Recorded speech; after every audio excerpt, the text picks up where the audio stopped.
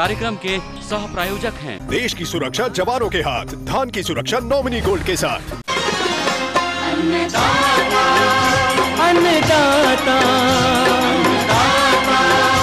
अन्नदाता, नीत तुम्हारा अन्नदाता, पग पग पर है संग तुम्हारे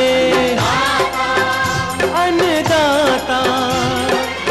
लहू किसानों का बन के पसीना सींचता है धरती का सीना।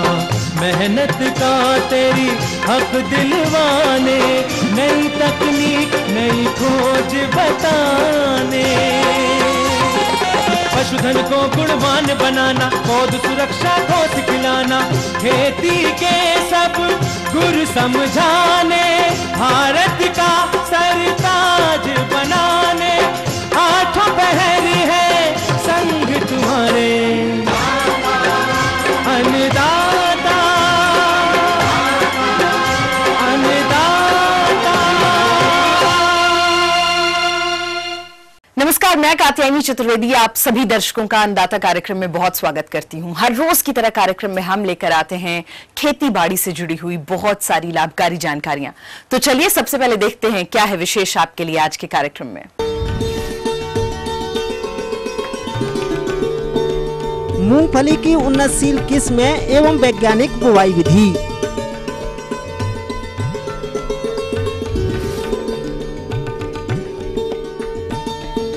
बरबटी की फसल में किए जाने वाले समसामयिक कार्य।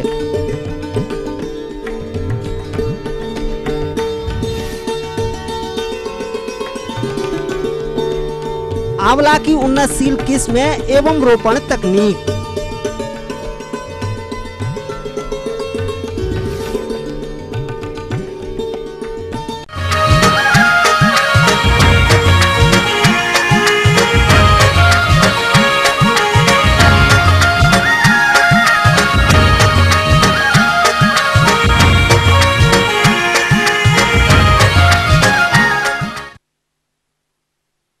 हमारे प्रदेश के मालवा क्षेत्र में तिलहनी फसल के अंतर्गत जो भी किसान भाई मूंगफली की फसल लगाना चाहते हैं वो उससे अधिक उपज तभी ले सकते हैं जब मूंगफली की उन्नत किस्म का चयन करके वैज्ञानिक तकनीकी से बुआई करें।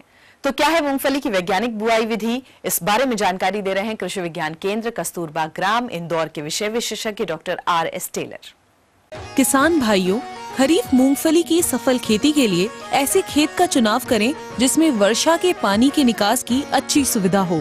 भूमि की किस्म के अनुसार ही मूंगफली की विस्तारी, झुमका तथा अर्ध विस्तारी किस्मों का चयन करें तथा यथा संभव प्रमाणित एवं विश्वसनीय स्रोत से क्रय किया गया बीज ही काम में लेवे।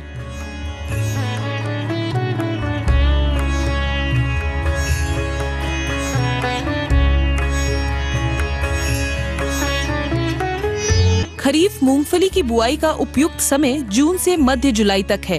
खेत की अच्छी तैयारी के बाद दीमक प्रभावित क्षेत्रों में क्विनाल्फास 1.5% चूर्ण की 25 किलोग्राम मात्रा प्रति हेक्टेयर की दर से बुआई से पूर्व अंतिम जुताई के समय खेत में अच्छी प्रकार मिलाएं।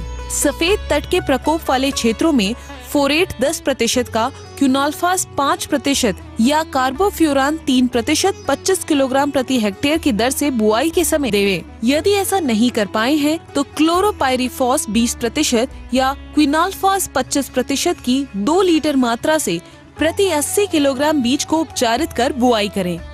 बीज के जरिए फफूंद जनित रोगों की रोकथाम हेतु प्रति किलो बीज को 3 ग्राम थायरम या कैप्टान अथवा 2 ग्राम मैंकोजेब या कार्बेंडेजियम से उपचारित करें। कालर सड़न तथा उकठा रोगों के प्रकोप से फसल को बचाने के लिए 4 से 8 ग्राम ट्राइकोडर्मा से प्रति किलो बीज का उपचार लाभदायक पाया गया है। इस प्रकार से इन दोनों दवाओं में से किसी भी एक दवा से यदि हम बीज का उपचार करते हैं तो निश्चित तौर पर जो हमारी मूंगफली की फसल है उस फसल को हम फफूंद जनित बीमारियों से हम रोक सकते हैं। साथियों, यदि हमको पोषण प्रबंधन की हमको जब बात करना है तो हमको समन्वित पोषण प्रबंधन के लिए मूंगफली की बुआई के समय बीज का निवेशन राइजोबियम कल्चर और PSB कल्चर से हमको करना होगा। पीएसबी कल्चर की 5 ग्राम मात्रा और राइजोबियम की 5 ग्राम मात्रा प्रति किलोग्राम बीज की दर से यदि हम बीज का निवेशन करेंगे तो निश्चित तौर पर जो हमारी फसल है उस फसल को पोषक तत्व अच्छी प्रकार से मिलेंगे। साथियों, अब एक और महत्वपूर्ण बात आती है कि बीज दर हम कितनी रखें। यदि जो फैलने वाली किस्म है हमारे पास में तो उसका 80 किलोग्राम बीज प्रति हेक्टेयर की दर से हम उपयोग करें और जो गुच्छे वाली जातियां हैं उनके लिए लगभग 100 किलोग्राम बीज प्रति हेक्टेयर की दर से हमको उपयोग में लाना है। इसके साथ ही एक और महत्वपूर्ण हमको ये सोचना है कि हम इसमें मूंगफली की फसल की ज़्यादा से ज़्यादा पैदावार लेने के लिए पोषण प्रबंधन किस रूप में और कितनी मात्रा में दें। साथियों, जो भी फसल हम खरीफ के मौसम में लें हमको कार्बनिक खाद का उपयोग ज़रूर करना है।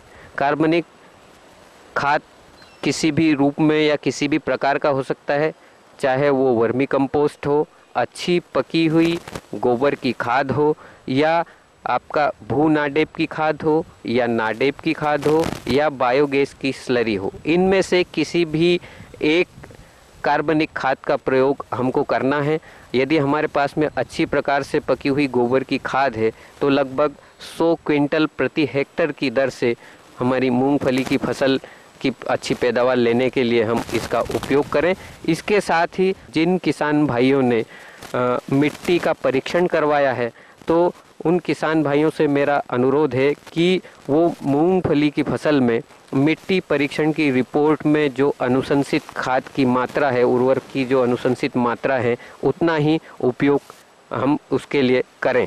जिन किसान भाइयों ने मिट्टी परीक्षण नहीं करवाया है तो सामान्य तौर पर मूंगफली में हमारे किसान भाई लगभग 100 किलोग्राम के आसपास डीएपी का उपयोग करें। इसके साथ ही लगभग 60 किलोग्राम सिंगल सुपर फास्फेट प्रति हेक्टेयर की दर से उपयोग करें। इसके साथ ही म्यूरेट ऑफ पोटाश की लगभग 32-33 किलोग्राम मात्रा प्रति हेक्टेयर की दर से यदि हम उपयोग करेंगे तो मूंगफली की जो पैदावार है और मूंगफली की जो आवश्यकता है उसको अपनी आवश्यकता के अनुसार पोषक तत्व उसको मिलेंगे। झुमका किस्मों की बुआई 30 सेंटीमीटर तथा विस्तारी एवं अर्ध विस्तारी किस्मों की बुआई 40 से 45 सेंटीमीटर की दूर स्थित कतारों में 3 से 4 सेंटीमीटर की गहराई पर करें। झुमका किस्म में पौधों से पौधों की दूरी 10 सेंटीमीटर तथा अन्य किस्मों में लगभग 15 सेंटीमीटर रखें। मूंगफली के खेत को कम से कम 1 माह तक खरपतवारों से मुक्त रखना आवश्यक है। इस हेतु परिस्थिति अनुसार यथोचित क्रिया अपनाएं। ये थी कुछ उपयोगी जानकारियां। अब लेते हैं एक छोटा सा ब्रेक, जल्द होंगे हाजिर और कार्यक्रम में आगे है महत्वपूर्ण जानकारियां। बने रहिए हमारे साथ।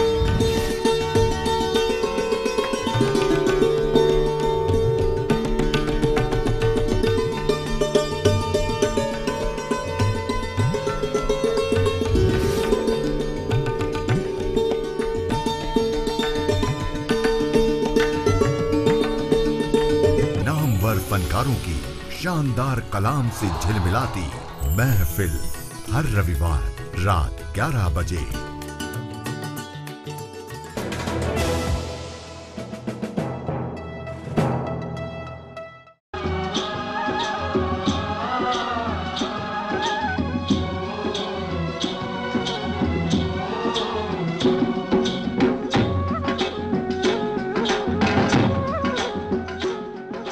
ब्रेक के बाद आपका एक बार फिर से बहुत स्वागत है अन्नदाता कार्यक्रम में। बढ़ते हैं अपनी अगली प्रस्तुति की ओर।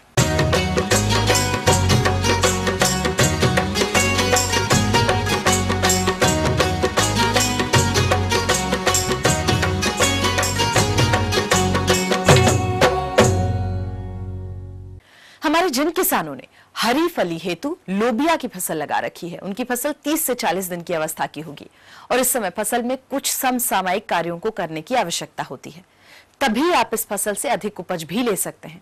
तो वर्तमान में लोबिया की फसल में कौन कौन से कार्यों को करना है, आइए जानते हैं ग्राम सेंदरी, जिला बिलासपुर के एक प्रगतिशील किसान अशोक कुमार पटेल से। हमारा ये बरबट्टी लगा है 1 सवा एकड़ में है और ये जो वैरायटी लगा है वो कांसी कंचन है और ये 45 दिन का पौधा है। ये फल तोड़ाई की स्थिति में है, तोड़ने लायक है। फल आपको दिख रहा होगा, फल लग चुका है। खरपतवार तो इसका साफ कर लिए हैं, अब इसका सिर्फ दवा और तोड़ाई का है काम। लेबर से करवाए थे खरपतवार इसका भी मिट्टी चढ़ाने का काम होता है। जिस समय खरपतवार कराए उसी समय मिट्टी चढ़ाए थे।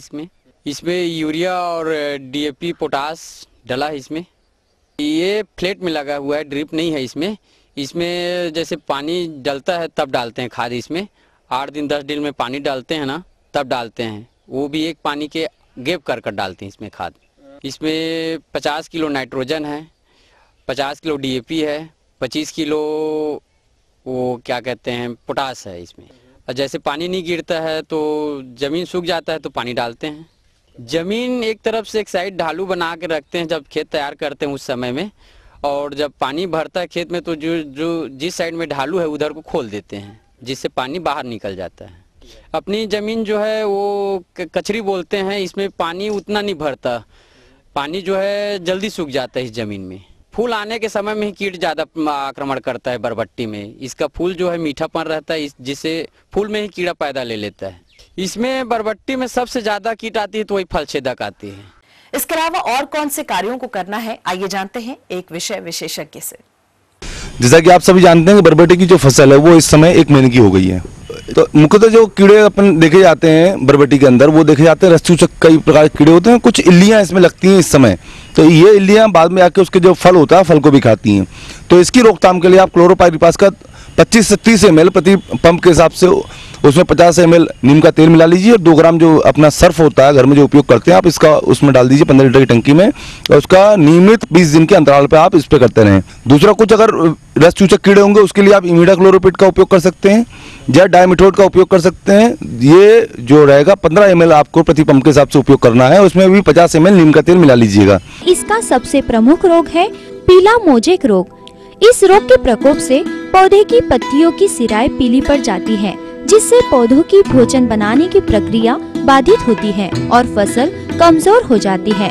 यह एक विषाणु जनित रोग है और इस रोग को सफेद मक्खी द्वारा फैलाया जाता है। इस रोग के नियंत्रण हेतु सबसे पहले रोगग्रसित पौधों को उखाड़कर नष्ट कर देना चाहिए, जिससे रोग का प्रसार कम हो सके, तथा सफेद मक्खी के नियंत्रण हेतु इमिडाक्लोप्रिड की 1 मिलीलीटर मात्रा को 3 लीटर पानी के हिसाब से घोल बनाकर छिड़काव करें, जिससे इस कीट का नियंत्रण आसानी से हो जाता है। दूसरी अगर बीमारियों की बात करें तो बीमारियों में जो अभी देखी गई है वो कुछ पत्तियां धब्बा रोग आ रहा है, तो इन बीमारियों की रोकथाम के लिए आप बायोस्टीन 2 ग्राम प्रति लीटर की मात्रा में घोल बनाकर उसका स्प्रे कीजिए। 15 से 20 दिन के अंतराल पर आप इनका नियमित रूप से उपयोग कर रहे हैं, तो इससे क्या रहेगा, कोई अगर बीमारी अगर आपके खेत में होगी तो पूर्ण रूप से नष्ट हो जाएगी और फसल आप अधिक से अधिक उत्पादन और अधिक लाभ अर्जित कर सकते हैं।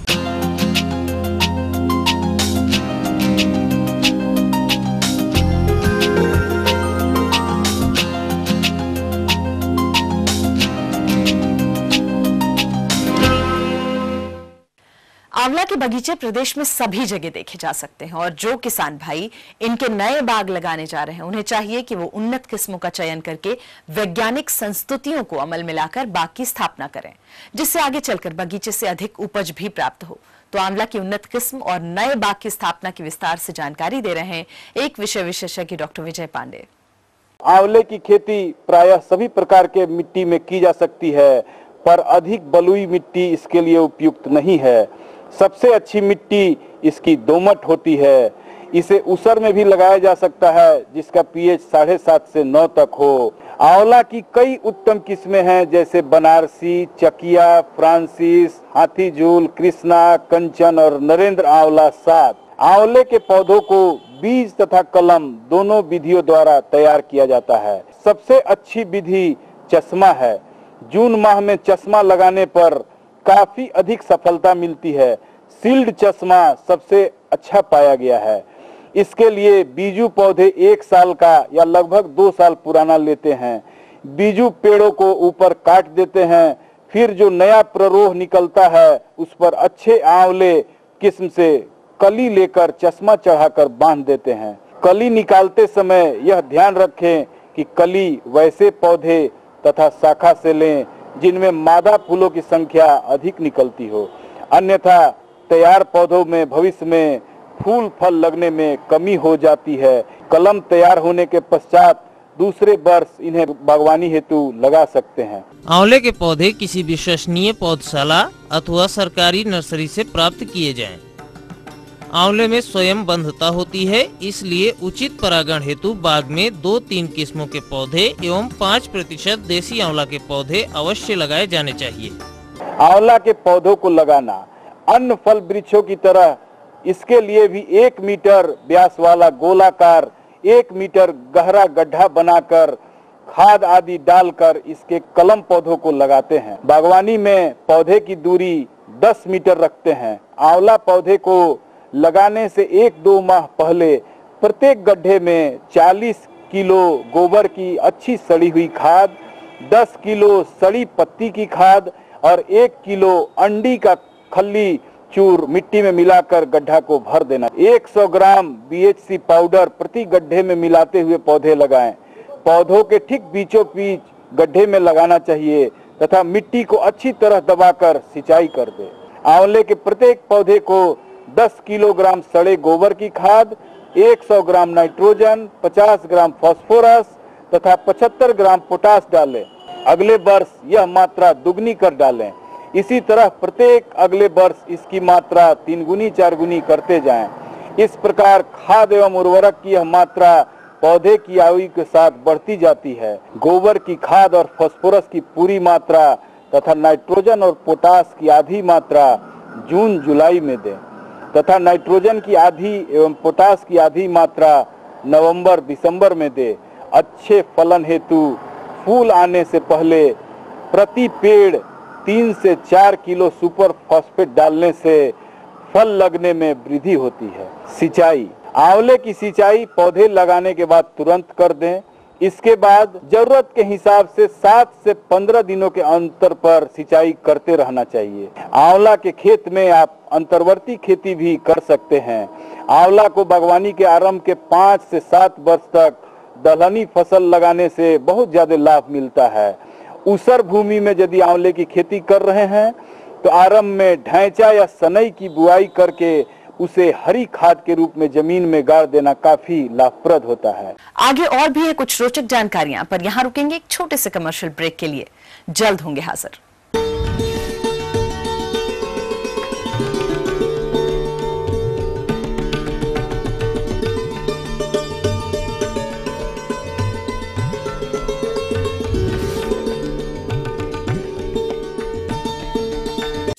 धान के कटोरा छत्तीसगढ़, जी हाँ, भराए है प्राकृतिक देन। यहाँ के चिन्हारी कर्मा ददरिया अब्बड़ सुघ्घर है। यहाँ के राजभाखा मानो आप मन के अपन भाखा मा हमन अउ आपो मन देखबो छत्तीसगढ़ ला अउ तिरली काबर के छत्तीसगढ़िया सबले बढ़िया। छत्तीसगढ़ी न्यूज देखो हर दिन बिहनिया 7:30 बजे।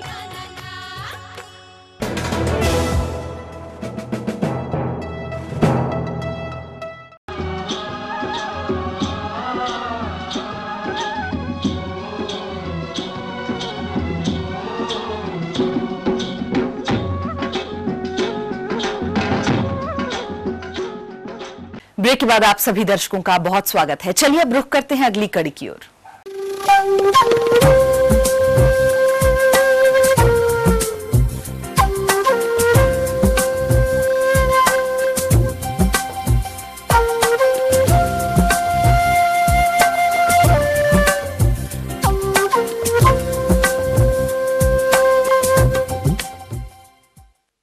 मौसम के अनुसार प्रबंधनों पर टिकी है आपकी खेती बाड़ी, और इसीलिए मौसम पूर्वानुमान और उस पर आधारित साप्ताहिक कृषि सलाह इस प्रकार है।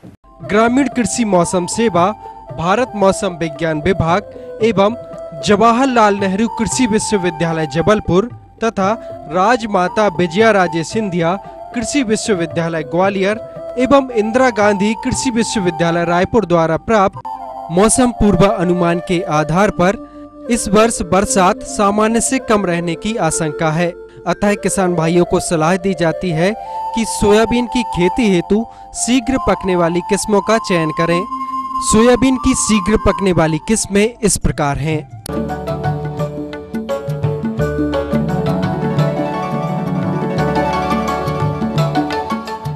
अरहर की शीघ्र पकने वाली किस्में इस प्रकार हैं।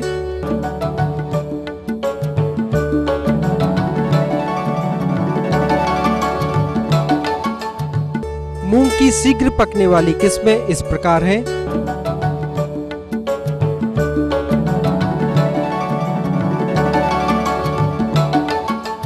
उड़द की कम अवधि वाली किस्में इस प्रकार हैं।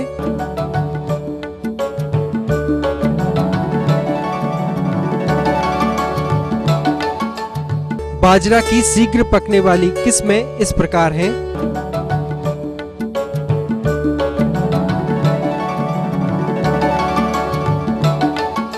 धान की शीघ्र पकने वाली किस्में इस प्रकार हैं।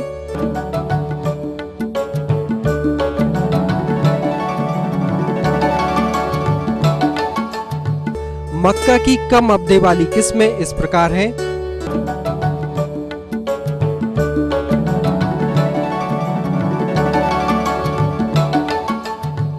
ग्वार की कम अवधि वाली किस्में इस प्रकार हैं।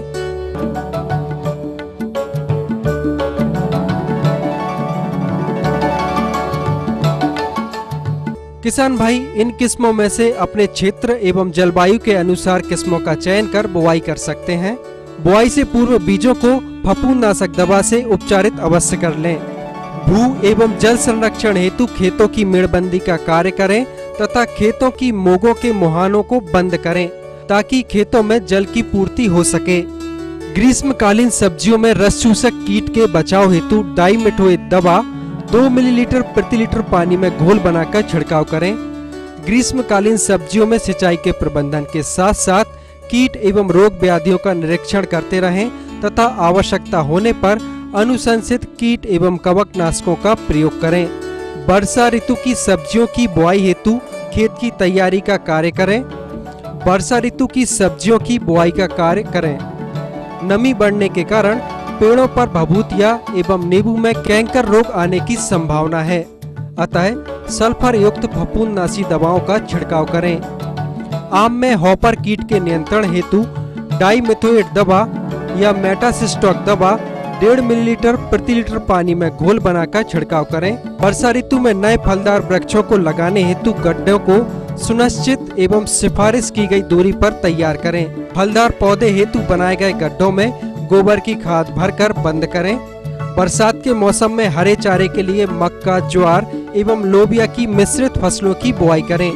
दुधारू पशुओं में वर्षा ऋतु में होने वाले संक्रमित रोग जैसे एंथ्रेक्स, गलघोंटू, एकटंगिया आदि की रोकथाम हेतु प्रतिरोधक टीके लगवाएं तथा पशुओं को स्वस्थ रखने के लिए पशुओं के आहार में 50 ग्राम आयोडीन युक्त नमक तथा 50 से 100 ग्राम खनिज मिश्रण प्रतिदिन दें।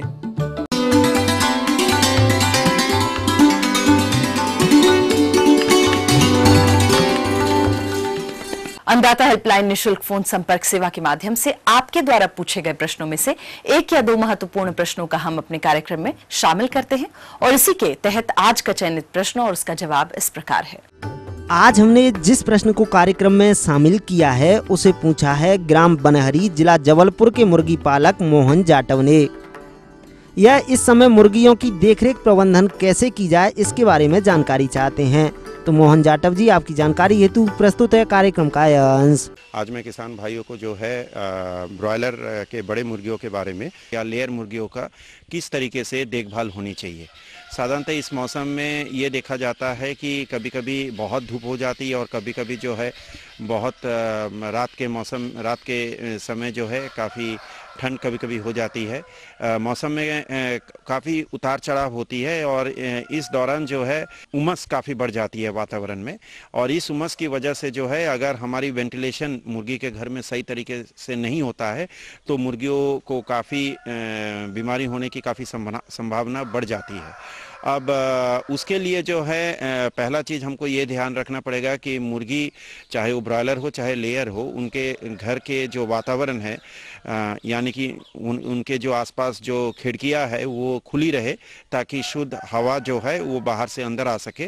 दूसरी बात ये भी ध्यान में रखना होगा कि अगर घर में उमस बढ़ रही है तो इसका एक कारण हो सकता है कि एक घर में जो है ज़रूरत से जितनी मुर्गी होनी चाहिए, जैसे ब्रॉयलर मुर्गी के लिए जो है हम 1 वर्ग फुट फरस्थान खान का इस्तेमाल करते हैं तो उससे ज़्यादा हो सकती है, कभी कभी हम शायद हम रखे हैं तो इस के वजह से जो ओवरक्राउडिंग होती है तो उस कारण जो है घर में उमस बढ़ सकती है, गीलापन हो सकती है वातावरण में। तो इस दौरान जो है अगर आप खिड़कियों को खुला रखें, वेंटिलेशन सही रखें, अगर लीटर भी गीला हो जाता है तो हमको ये विशेष ध्यान में रखना होगा कि खिड़की जो है वो खुला तो होना ही चाहिए, साथ में जो है जो लीटर जो है जो कि गीला हो जाता है उसमें जो है आप चूना का प्रयोग कर सकते हैं।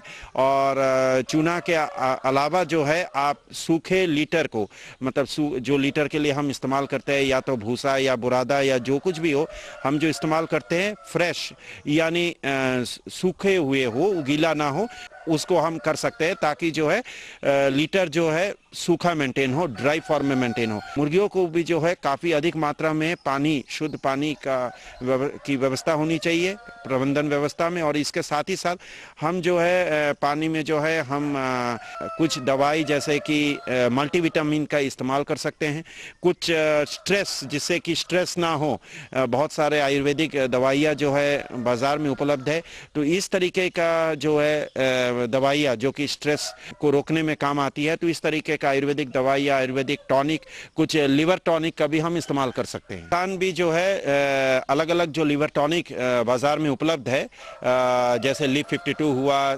स्ट्रेस रोक हुआ, इस तरह के कई सारे लिवर टॉनिक, कई सारे मल्टीविटामिन, कॉन्सिटोन, कई सारे इस तरह की जो है दवाई आ रही है मार्केट में, कई कंपनियों की आ रही है। तो किसान जो है इस तरीके का दवाइयाँ जो है संभवतः अच्छा होगा अगर किसान जो है उसके पानी में उसको मिलाकर मुर्गियों को पिलाए, क्योंकि दाने कभी कभी क्या होता है कि मुर्गी दाने कम खाती है इस मौसम में क्योंकि गर्मी की वजह से, लेकिन पानी जो है मुर्गी काफ़ी पिएगी। और इसके अलावा जो है इस मौसम में जो है कभी कभी अगर दाना पुराना होता है तो कभी कभी दाना जो है वो दाना में नमी आ जाती है, मतलब दाना में उमस काफ़ी आ जाती है। ये साधारणतः माना जाता है कि 11% से अधिक अगर पानी रहता है दाना में, यानी उमस या गीलापन अगर 11% से अधिक होती है तो दाना निश्चित रूप से फंगल बीमारी के लिए एक अच्छा स्रोत हो जाती है। तो किसान भाइयों को ये ध्यान में रखना होगा कि मुर्गी के दाना जो है वो जो है उसमें 11% से अधिक नमी ना हो।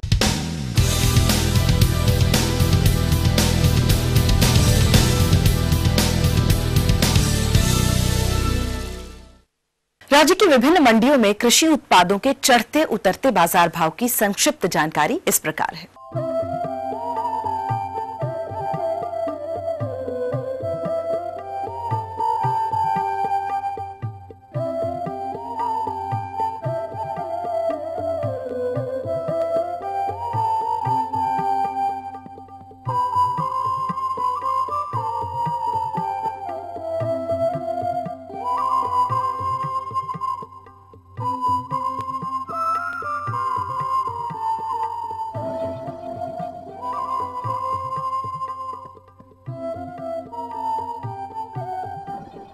हम ये उम्मीद करते हैं कि आज का कार्यक्रम आप सभी दर्शकों के लिए उपयोगी रहा होगा। किसान भाइयों, अन्नदाता आपकी सेवा के लिए संकल्परत है।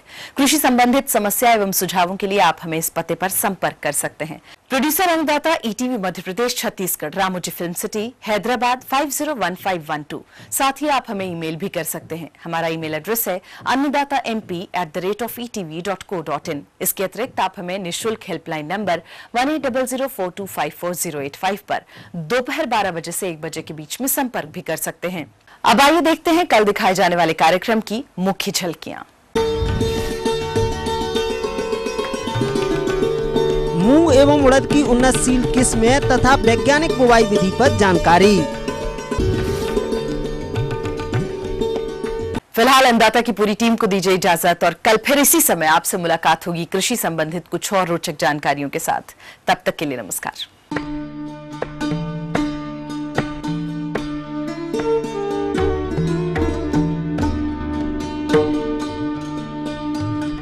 इस कार्यक्रम के सह प्रायोजक थे देश की सुरक्षा जवानों के हाथ, धान की सुरक्षा नॉमिनी गोल्ड के साथ।